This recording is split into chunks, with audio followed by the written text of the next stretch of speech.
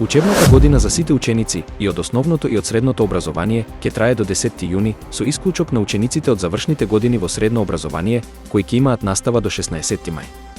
За 245.000 основци и средношколци денеска почнува новата учебна која ќе трае до 10 јуни.